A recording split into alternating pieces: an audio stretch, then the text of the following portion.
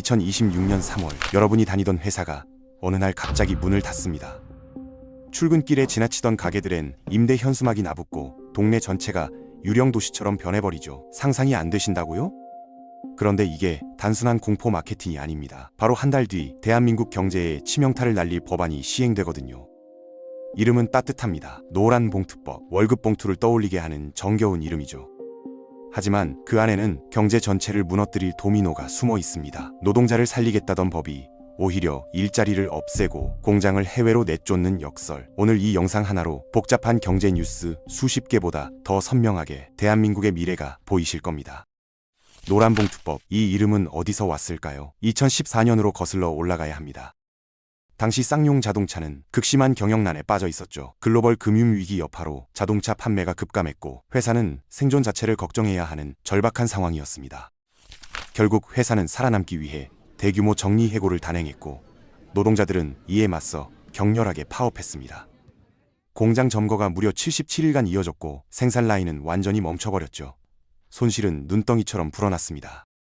결국 법원이 판결을 내립니다. 파업으로 발생한 손해 47억 원을 노동자들이 배상하라는 거였죠. 47억이요. 평범한 노동자 개인이 평생을 일해도 갚기 힘든 상상조차 어려운 금액이었습니다. 많은 노동자들이 절망에 빠졌죠. 그때 한 평범한 주부가 움직였습니다. 해고된 노동자들의 소식을 뉴스로 접한 그녀는 작은 봉투에 4만 7천 원을 넣어보냈죠. 47억에 대응하는 4만 7천 원. 적은 돈이지만 마음만은 함께한다는 뜻이었습니다. 그 봉투가 바로 노란색이었습니다. 과거 아버지들이 월급을 넣어오던 바로 그 봉투색이었죠. 퇴근길 아버지가 어머니께 건네던 그 봉투. 가장의 땀과 헌신, 가족을 향한 사랑이 고스란히 담긴 상징이었습니다. 이 이야기는 SNS를 타고 순식간에 퍼져나갔고 정치권과 노동계는 이 감성을 놓치지 않았습니다. 법안 이름을 노란봉투법이라 붙인 거죠. 대단히 교묘한 프레이밍이었습니다. 이 법에 반대하면 어떻게 보일까요? 마치 해고 노동자의 눈물을 외면하는 냉혈한처럼 보이게 되는 겁니다. 따뜻한 이름 뒤에 숨겨진 정치적 계산, 감성에 휩쓸려 본질을 놓치면 안 됩니다. 지금부터 그 본질을 낱낱이 파헤쳐 보겠습니다. 자, 이제 본격적으로 법안의 실체를 들여다볼 차례입니다. 노란봉투법의 정식 명칭은 노동조합 및 노동관계조정법 개정안이에요. 이름만 들어도 딱딱하고 어렵죠. 하지만 이 법이 시행되면 대한민국 경제에 거대한 도미노가 쓰러지기 시작합니다. 첫 번째 도미노는 바로 사용자 범위의 무한 확대입니다. 이게 무슨 말인지 쉽게 설명해 드릴게요. 여러분이 동네 치킨집에서 치킨을 시켰다고 가정해 봅시다. 그런데 닭이 덜 익어서 나왔어요. 화가 나죠. 당연히 항의를 해야 합니다. 그런데 누구한테 하실 건가요? 당연히 그 치킨집 사장님한테 하시겠죠. 그런데 노란봉투법의 논리대로라면 이야기가 달라집니다. 본사가 레시피를 제공했으니까, 본사가 식자재를 납품했으니까, 본사가 조리 매뉴얼을 정해줬으니까, 그러니까 본사 회장님한테 직접 항의하라는 겁니다. 황당하시죠? 그런데 이게 바로 노란봉투법이 규정하는 사용자의 개념이에요. 근로조건에 실질적인 영향력을 행사하면 사용자로 본다는 거죠. 프랜차이즈 본사가 가맹점 직원의 사용자가 되는 겁니다. 상식적으로 납득이 되시나요? 가맹점주가 직접 월급을 주고 직접 채용하고 직접 관리하는데 말이에요. 이 논리가 확대되면 어떤 일이 벌어질지 상상이 되시나요? 편의점 알바생이 본사 회장실 앞에서 시위하고 대리점 직원이 대기업 본사에 단체 교섭을 요구하는 상황이 펼쳐지는 겁니다. 경제구조 전체가 뒤흔들리게 되는 거죠. 사용자 범위가 확대되면 구체적으로 어떤 일이 벌어질까요? 대한민국 대기업 하나를 떠올려 보세요. 삼성, 현대, LG 같은 기업들 말이에요. 이런 대기업 하나에는 수천 개의 하청업체가 연결되어 있습니다. 1차 하청, 2차 하청, 심지어 3차, 4차 하청까지 복잡하게 얽혀 있죠. 그런데 노란봉투법이 시행되면 이 모든 하청업체 직원들이 원청 대기업 사장에게 직접 교섭을 요구할 수 있게 됩니다. 한 번도 얼굴을 본 적 없는, 이름조차 모르는 재하청업체 직원이 어느 날 갑자기 본사 회장실 문을 두드리는 거예요. 사장님, 저희랑 협상하시죠. 이런 상황이 하루에 몇 번씩 벌어진다고 생각해 보세요. 기업 대표는 1년 365일 교섭 테이블에 앉아 있어야 합니다. 하청 노조 A와 협상하고, 재하청 노조 B와 협상하고, 또 다른 하청 노조 C와 협상하고, 끝이 없는 거죠. 그러면 공장은 누가 돌립니까? 신제품은 누가 개발합니까? 해외 바이어와의 미팅은 누가 합니까? 경영이라는 게 사라지는 겁니다. 실제로 한 중견기업 대표는 이렇게 말했어요. 차라리 공장 문을 닫는 게 낫겠다. 농담이 아닙니다. 경영 자체가 불가능해지는 상황이 현실로 다가오고 있는 거예요. 지금 이 순간에도 수많은 기업 대표들이 이 법안을 보며 한숨을 쉬고 있습니다. 사업을 접어야 하나, 해외로 나가야 하나, 그 고민을 하고 있는 거죠. 이게 과연 노동자를 위한 법입니까? 기업인들 사이에서 요즘 이런 말이 돕니다. 대한민국은 이제 사업하기 무서운 나라가 됐다. 과장이 아닙니다. 노란 봉투법이 시행되면 기업 입장에서 한국은 그야말로 지뢰밭이 되는 거예요. 발을 내디딜 때마다 어디서 터질지 모르는 규제 폭탄. 기업은 자선단체가 아닙니다. 이윤을 추구하기 위해 존재하죠. 그런데 수익은 불확실한데 리스크만 산더미라면 굳이 여기서 사업할 이유가 있을까요? 이미 경고음은 울리고 있습니다. 한국 GM 사례를 보시죠. 이 회사는 수년간 한국에서의 투자 확대를 미루고 있어요. 이유가 뭘까요? 공식적으로는 여러 가지를 말하지만 업계에서는 다 알고 있습니다. 한국의 노동 규제가 너무 예측 불가능하다는 거예요. 오늘 괜찮았던 게 내일 갑자기 불법이 되고 어제까지 없던 책임이 오늘 갑자기 생기는 나라. 누가 여기에 수천억을 투자하겠습니까?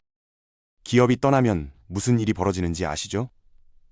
공장 하나가 문을 닫으면 그 주변 식당들이 먼저 쓰러집니다. 공장 노동자들이 점심을 먹던 식당, 저녁 회식을 하던 고깃집, 다음은 원룸과 하숙집이에요. 노동자들이 떠나면 방이 비죠. 그 다음은 납품 중소기업입니다. 거래처가 사라지니까 매출이 끊기는 거예요. 연쇄도산입니다. 멀쩡하던 도시가 유령 도시로 변하는 데는 그리 오랜 시간이 걸리지 않습니다. 대기업이 떠난 자리에 남는 건 텅 빈 공장 건물과 임대 현수막뿐이에요. 기업주들 입장에서 한번 생각해 보세요. 사람을 고용하면 뭐가 따라옵니까? 월급, 4대 보험, 퇴직금, 연차, 육아휴직, 여기까지는 당연한 거죠. 그런데 이제는 여기에 예측 불가능한 법적 리스크까지 추가되는 겁니다. 언제 어떤 하청 노조가 찾아와서 교섭을 요구할지 모르고 파업이 터져도 손해배상을 받기 어려워지고 사람 한 명 뽑는 게 도박이 되어버린 거예요.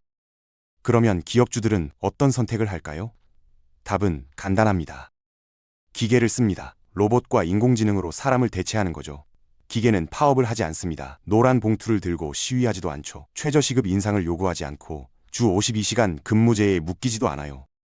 야근을 시켜도 추가 수당이 없고 아파서 병가를 내는 일도 없습니다. 24시간 365일 묵묵히 일만 합니다. 여러분, 이게 농담처럼 들리실 수도 있어요. 하지만 현실입니다. 지금도 대한민국 제조업 현장에서는 매일 새로운 로봇이 도입되고 있습니다. 전 세계가 무인화 경쟁을 하고 있는 건 사실이에요. 하지만 한국은 다른 이유로 그 속도가 더 빨라지고 있는 겁니다. 기술 발전 때문이 아니라 사람을 쓰는 게 너무 위험해졌기 때문이에요. 노란봉투법은 이 흐름에 가속 페달을 밟는 셈이죠. 훗날 역사책에는 이렇게 적힐지도 모릅니다. 2026년 대한민국은 스스로 일자리를 로봇에게 넘겨주었다. 요즘 20대 청년들을 만나면 마음이 무거워집니다. 취업 준비 3년 차인 김모 씨는 명문대 졸업에 토익 900점, 자격증도 여러 개 땄죠. 그런데 서류에서만 수십 번 떨어졌습니다. 면접 기회조차 얻기 어려운 거예요. 요즘 기업들이 채용을 너무 안 해요. 그의 한숨 섞인 말이 귓가에 맴돕니다. 기업들이 왜 채용을 꺼릴까요? 답은 명확합니다. 사람을 뽑는 순간 리스크가 시작되니까요. 노란봉투법이 시행되면 이 현상은 더 심해질 겁니다. 기업들은 신규 채용을 최대한 줄이고 기존 인력도 계약직이나 외주로 돌리려 할 거예요. 정규직, 그건 이제 위험 부담이 너무 큰 선택이 되는 겁니다. 청년들에게 첫 직장의 문이 점점 좁아지고 있어요. 아니, 문이 닫히고 있다고 해야 맞겠죠. 노란봉투법이 노동자를 살린다고요? 천만의 말씀입니다. 이 법은 노동자를 살리는 게 아니라 노동자가 설 자리를 로봇에게 넘겨주는 항복 문서예요. 시장 경제의 원칙이 무너지면 그 피해는 누구에게 돌아갈까요? 대기업 회장님들? 아닙니다.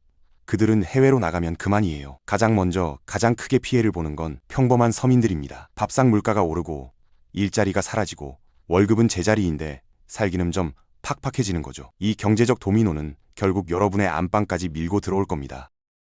이제 두 번째 도미노를 살펴볼 차례입니다. 바로 손해배상 책임의 무력화예요. 이게 왜 무서운지 아시나요?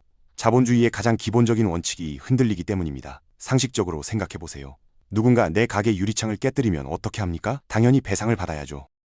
그런데 노란봉투법이 시행되면 이 당연한 원칙이 무너집니다. 파업으로 회사가 수백억 원의 손해를 입어도 그 책임을 묻기가 사실상 불가능해지거든요. 과거에는 어땠을까요? 불법 파업으로 손해가 발생하면 노조 전체에 연대 책임을 물을 수 있었습니다. 하지만 이제는 달라져요. 파업에 참여한 개인별로 각자가 얼마만큼의 손해를 끼쳤는지 회사가 일일이 입증해야 합니다. 이게 가능한 일일까요? 구체적인 상황을 한번 그려볼게요. 수백 명이 복면을 쓰고 공장에 난입했습니다. 기계를 부수고 차량을 뒤엎고 생산 라인을 마비시켰죠. 이 과정에서 수십억 원의 피해가 발생했어요. 그런데 이 손해를 배상받으려면요, 저 사람이 정확히 어떤 기계를 부쉈고 그로 인한 손해가 얼마인지 개별적으로 증명해야 합니다. 복면 쓴 군중 속에서 누가 뭘 했는지 어떻게 알아냅니까? 카페 알바생 10명이 집단으로 커피 머신을 부쉈는데 누가 어디를 때렸는지 특정 못하면 사장님은 한 푼도 못 받는 거예요. 이게 상식적으로 말이 됩니까? 기업의 재산권이 공중에 붕 뜨는 겁니다. 국가가 개인과 기업의 재산권을 보호해주지 않으면 어떤 일이 벌어질까요? 아무도 투자하지 않습니다. 아무도 고용하지 않아요. 당연한 거 아닙니까? 내 돈을 들여 사업을 시작했는데 손해가 나도 보상을 못 받는 나라에 누가 돈을 쏟아붓겠어요. 여기서 중요한 걸 하나 짚어드릴게요. 기업 자산이 손실되면 그게 누구 손해일까요? 회장님 개인 돈? 아닙니다. 대기업 주식은 누가 갖고 있습니까? 국민연금이 갖고 있어요. 여러분이 매달 월급에서 빠져나가는 그 국민연금 말이에요. 기업 가치가 폭락하면 여러분의 노후 자금이 함께 녹아내리는 겁니다. 남의 이야기가 아니에요. 역사는 이미 답을 보여줬습니다. 베네수엘라 기억하시나요? 차베스 정권이 들어서면서 노동법을 대폭 강화했어요. 해고를 어렵게 만들고 기업 규제를 잔뜩 늘렸죠. 결과가 어땠습니까?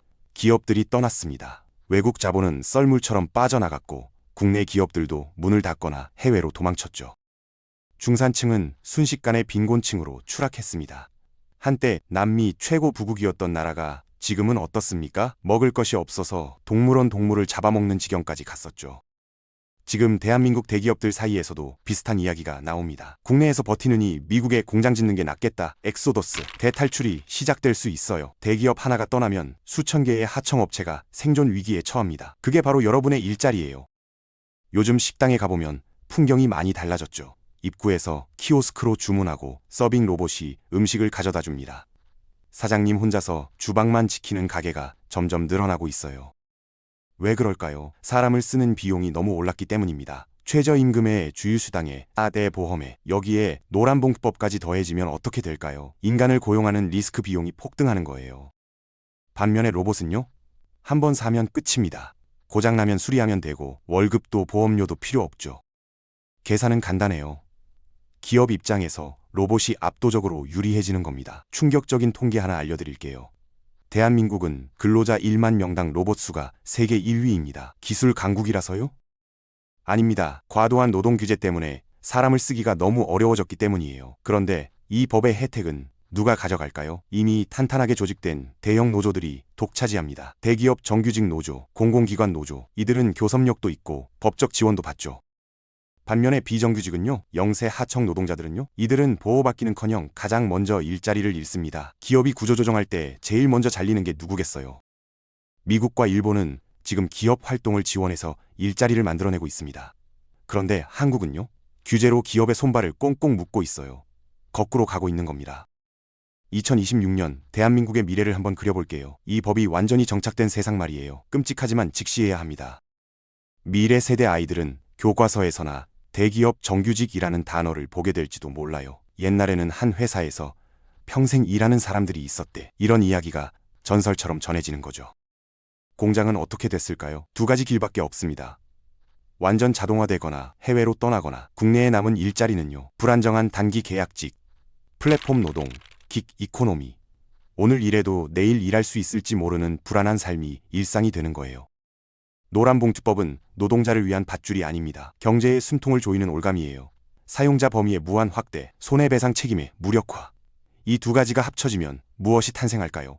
감히 말씀드립니다. 대한민국 경제의 자살선언서나 다름없어요. 경제는 감정으로 움직이지 않습니다. 차갑고 냉정한 논리로 돌아가죠. 공급과 수요, 비용과 수익, 리스크와 리턴. 이런 원칙을 무시하고 감성만 앞세워 물길을 거스르면 어떻게 될까요? 둑이 무너집니다. 그리고 그 홍수에 가장 먼저 휩쓸려 가는 건 높은 곳에 있는 사람들이 아니에요. 가장 낮은 곳에 있는 평범한 서민들입니다. 우리 이웃이고 우리 가족이에요. 노동자의 권리는 어디서 나올까요? 법으로 강제한다고 생겨나는 게 아닙니다.